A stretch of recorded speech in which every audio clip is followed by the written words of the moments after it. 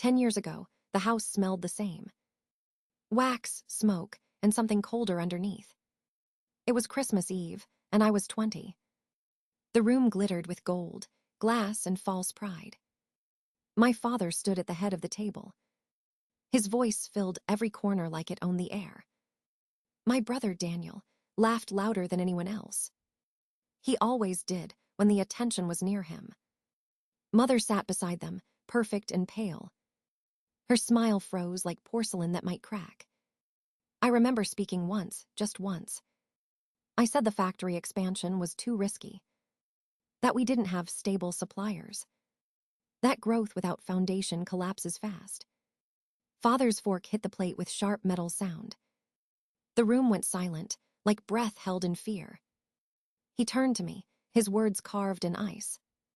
If you are not contributing, you don't get a voice. Daniel smirked, glass of bourbon in hand. The laughter returned, but softer, crueler. I sat still, pulse burning under my skin. Every word etched itself somewhere deep. Mother avoided my eyes, pretending to sip wine. She didn't defend me, not then, not ever. When dinner ended, I went upstairs. I packed my things while the rain began. The sound against the windows felt like applause. Not for me, but for my failure to belong. I left before midnight, suitcase half-zipped. No one followed. No one called my name. The driveway lights blurred through the storm.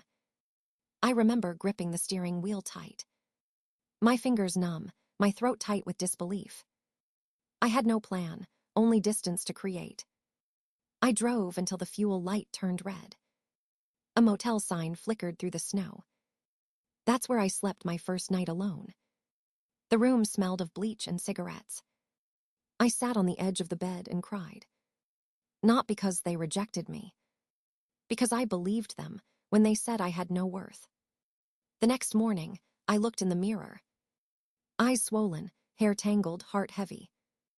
I promised myself it wouldn't end there. If they saw nothing in me, I would build something myself. Not for revenge. Not yet. But to prove existence has its own proof. I worked in small offices, unseen corners. Days turned into years of building piece by piece. Every mistake became a lesson. Every failure a brick in something stronger. I learned silence could be power. That observation reveals more than shouting ever could. I remembered my father's words, word for word. If you are not contributing, you don't get a voice. Now, 10 years later, I have a voice louder than his boardroom. And I've returned not to beg for it, but to let him hear it echo back. The same tone. The same precision. Except this time, it belongs to me. The door opens with a quiet creak. Warm air rushes out, thick with perfume and wealth. Conversation halts for half a second. Then resumes, louder, sharper, pretending I'm invisible. I step inside, my heels sound steady on marble. The same floors I once polished with my childhood fear. My father stands near the fireplace, glass in hand. Daniel beside him, laughing too loud again. Mother hovers nearby, still holding her wine like a shield. They haven't changed, only aged behind luxury. A maid I don't recognize takes my coat. Her eyes dart between us, sensing tension like static. I nod to her, grateful for the brief humanity. Daniel is the first to speak, voice dripping with arrogance. Didn't expect to see you here, little sister. His grin doesn't reach his eyes. He scans my suit, searching for weakness. New job, or just here to remind us you exist. I smile faintly, the kind that hides calculation. Happy Thanksgiving, Daniel. He laughs, but it sounds rehearsed. Father doesn't even turn his head. He speaks to a board member instead, glass raised high. Words like profits, partnerships, mergers float in the air. I remember when I used to understand none of them. Now I know more than he ever taught. Mother finally looks at me, lips parting but no sound comes. Her hesitation hurts more than anger would. She's still trapped behind the same glass walls she built. I step further into the room. Their laughter dulls to whispers. They don't know what to say to the ghost that came back. I nod politely to guests I don't recognize. Faces painted with polite confusion. They see my last name and assume I belong. If only they knew how wrong they are. Martha appears from the kitchen, older now, softer eyes. Her face lights up when she sees me. "Miss Lyra," she says, voice trembling with memory. I exhale for the first time since stepping in. She hands me a glass of whiskey, neat, my favorite. "You remember," I whisper. "Of course," she says, "some things worth remembering." The burn in my throat steadies my breath. I catch Daniel's eyes rolling across the room. He's mocking me silently, but I don't react. Let him believe his illusion a bit longer. Their ignorance is my cover, my shield. I glance toward the hallway where my father's study waits. That door once meant forbidden territory. Now, it's just another obstacle. I wait until no one is watching. My footsteps trace old patterns across the carpet. I hear their laughter fade behind me. Through the half-open door, my father's voice cuts sharp. "We've kept her name off the trust for a decade." Daniel's reply follows, smug and confident. "She'll never know. The amendments are airtight." My grip tightens on the glass. So this is what they've done. Erase me on paper as easily as they did in life. I stand still, letting the truth settle like ice. The quiet daughter they dismissed is listening now. And silence, once their weapon, now belongs to me. Dinner begins beneath crystal light. The table stretches long enough to hold every secret in the room. Silverware gleams, untouched, waiting for its cue. My father sits at the head, as always. Daniel on his right, already half drunk on self-importance. Mother on his left, steadying her hand around another glass. The rest are investors, partners, vultures in tailored suits. I take my seat quietly, at the far end. No one offers to pull the chair for me.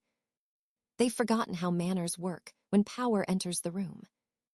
My father clears his throat, voice deep and commanding. "Before we eat, I'd like to share some good news." Daniel's smirk grows like he already knows the script. I set my fork down, pulse calm but focused. "Our company," my father begins, "has finalized a major deal." He pauses, letting the anticipation thicken. Crestfall Industries will be sold to Evertech Holdings. Gasps ripple, polite and rehearsed. Daniel raises his glass. Finally, progress. Mother claps softly, as though trained to do so. I don't move. The name Evertech stings like a secret whispered too soon. They're celebrating a sale they don't understand. My father continues, basking in applause that feeds his ego. "Daniel will retain his executive position," he says proudly, "along with significant bonuses." Daniel grins, trying to hide greed behind charm. Mother leans forward, "And the rest of us?" My father's answer is sharp. "Indifferent. We'll streamline operations. No more legacy complications." His eyes flick toward me, deliberate and cruel. The message lands. I am the complication. The unwanted legacy. Savannah, my younger sister, raises her phone mid-toast. "Smile, everyone. Family victory," she chirps. I almost laugh at the irony. Their victory is already mine. I lift my glass, sip water instead of whiskey. My calm unnerves them more than anger ever could. Father gestures toward the chandelier, as if it's the sun. "To new beginnings," he says. I glance at Daniel's watch, gold and gaudy. He doesn't know the time is ticking on his empire. Around us, laughter resumes, brittle and hollow. I glance toward the study door, where my secret waits. Inside my pocket lies a phone filled with proof. Images of trust, documents they altered. Contracts they thought were buried. Evidence signed in their own hands. I let my fingers brush the device gently. Power feels different when it's earned. The waiter serves the main course, plates of excess. Daniel boasts about his new yacht. Mother forces a smile she doesn't believe in. I sit back, observing the theater unfold. They think this dinner is celebration. It's a countdown. Every word they speak is building toward the fall. Father lifts his glass again, booming voice steady. To family loyalty, he declares. The irony almost makes me laugh. I look at him and see the man who erased me. Then I look around and see the empire built on arrogance. They toast to loyalty while betraying its meaning. I take one final sip of water, cool and sharp. They think the game is over. They have no idea it's just begun. The moment hangs heavy, glass still in midair. My father's voice fades under the hum of disbelief. I stand slowly, napkin sliding from my lap to the floor. Every head turns, curious, uncertain, unaware. I think there's something you all should know, I say. My tone is calm, almost gentle. Evertech Holdings doesn't exist, I continue. Not in the way you think it does. Daniel laughs, sharp and dismissive. Always so dramatic, Lyra. Sit down. I don't. Instead, I place the leather folder on the table. Its sound echoes louder than his laughter. I am Evertech, I say. Silence. Forks stop, breathing stops, time itself pauses. Mother blinks, confusion softening into shock. Father's face drains of color like a curtain pulled back. That's impossible, he mutters. Nothing is impossible, I reply. You taught me that. I open the folder, pages sliding out like confessions. 8-0, I read aloud.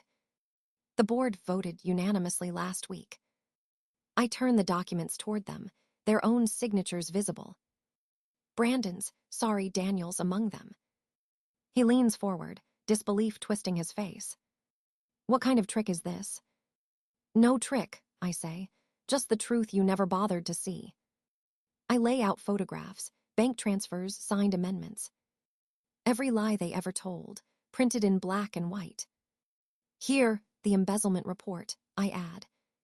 280,000, Cayman accounts, your name. Daniel's jaw tightens. You fabricated this. Would you like me to play the board meeting recording? He freezes, sweat shining at his temple. My father slams his fist once, a weak echo of old authority. You will not humiliate this family. I meet his eyes. I didn't, you did that yourself. The doorbell rings, sharp and perfect timing. Martha appears in the doorway. Mr. Harrington is here, she says softly. Send him in, I reply. James enters, briefcase in hand, calm as stone. Evening, everyone, he says, setting papers before my father. These are transition documents, effective immediately. Father's hands shake. You can't do this. The board can, James replies, and they have. Daniel rises, furious. This is slander. It's only slander if it's false, I say quietly. His mouth opens, then closes again. Mother stares at the papers like they're ghosts. For the first time, her glass is untouched. James slides another sheet toward me. My signature space gleams under the chandelier. The pen feels heavy, but my hand is steady. I sign with slow precision, letter by letter. My father's name, Edward Hale, stares back from the line above. For years it was power. Now it's just ink. I push the paper away, final and absolute. He leans forward, voice trembling. What happens now? I look him straight in the eye. Now, I say, you watch me build what you tried to destroy. My father's breath comes shallow, uneven. The papers lie between us like a final verdict. Daniel paces, muttering about lawyers and revenge. Mother stays seated, her silence heavier than anger. I open the folder again, one last time. There's a document I never planned to use. An old piece of yellowed paper, folded at the edges. I smooth it flat on the table, the ink faded but alive. This, I say, is the original trust. Father freezes, his jaw tightening. He knows exactly what he's looking at. Grandfather gave me this before he died. I traced the line with my finger slowly. Clause 4, paragraph 3, I read aloud. My granddaughter, Lyra Hale, shall receive controlling interest at 30. Daniel laughs weakly, voice cracking. That can't be legal. It's ancient. It's notarized, I say, filed with the state, still binding. Father's shoulders collapse inward, like his suit no longer fits. I never used it, I continue softly. Because I wanted to earn what was mine, not claim it by law. My voice steadies, calm as steel beneath the words. But you left me no choice. I pull out another set of plans, newer, cleaner, full of purpose. This is what comes next. Novacrest Technologies. A fusion of what was and what will be. A company that values people before profit. Innovation before greed. The room listens, stunned, uncertain of the new order. Grandfather built something that mattered, I say. You turned it into a machine for ego. Father's lips tremble, but no words come out. You were the caretaker, I add, and you failed. He looks down at the floor, the weight of it breaking him. Daniel storms out, shouting about betrayal and injustice. Mother remains, her eyes glistening with something new. Pride, maybe, or release. She whispers, your grandfather would be proud. For the first time in years, I believe her.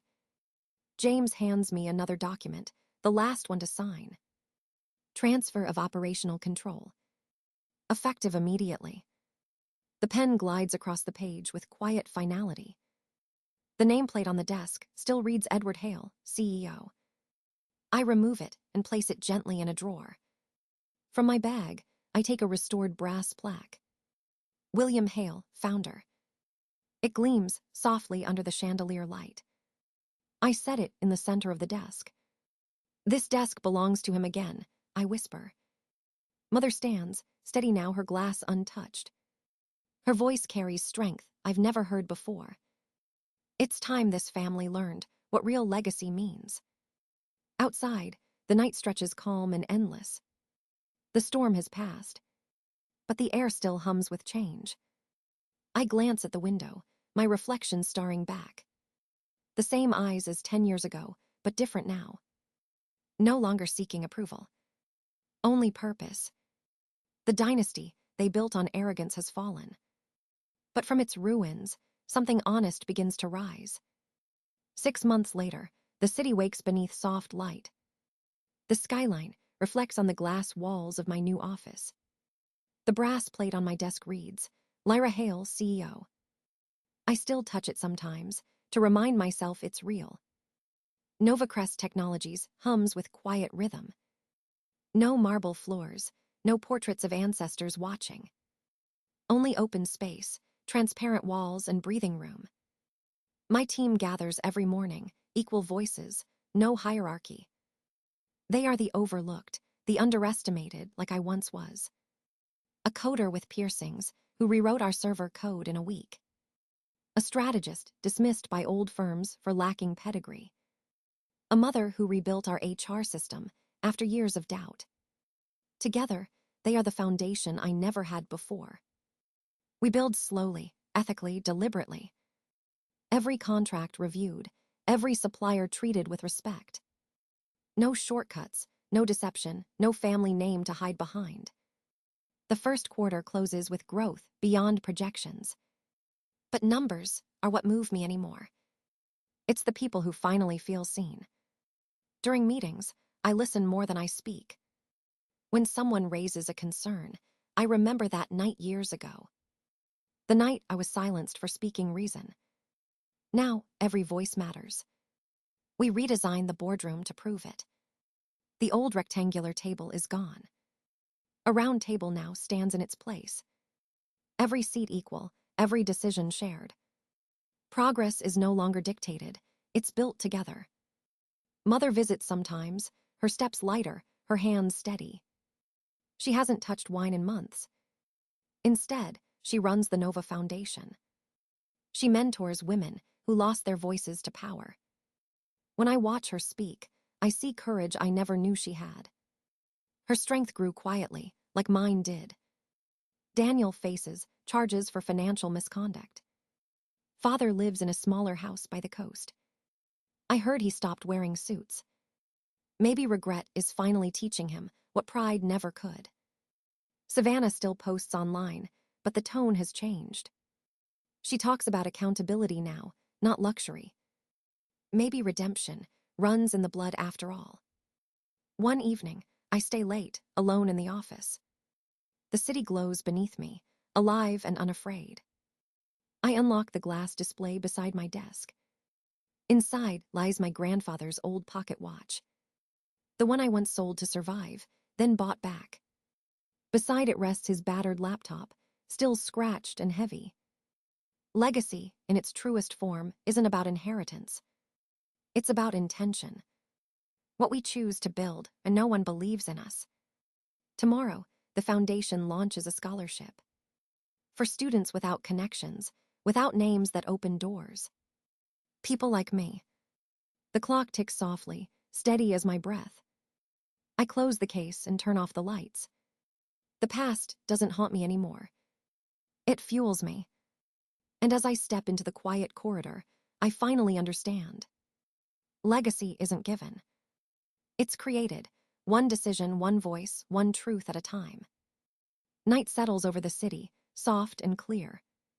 The glass walls reflect a skyline built from resilience. I stand by the window, the pocket watch in my hand.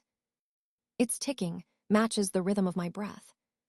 Time once felt like an enemy, now it's a promise. Every second earned, not inherited. Behind me, the office hums with quiet purpose.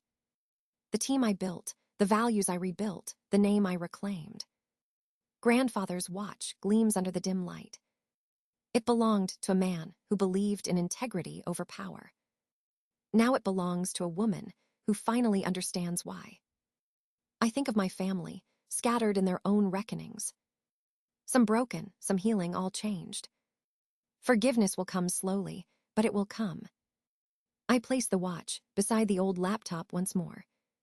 Two relics of vision and endurance side by side. Outside, the city pulses with infinite beginnings.